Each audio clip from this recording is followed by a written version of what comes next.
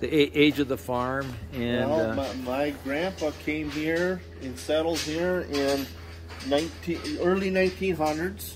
wow. As the land was being cleared from the logging companies, The he logging? bought 40s for probably 50 bucks a 40 or whatever back that No time. kidding. And cleared them. It's beautiful. We call this a barn? This is a freestall barn. Freestall, okay. Yeah. Oh, this is neat. There's the entrance. God, I love the smell.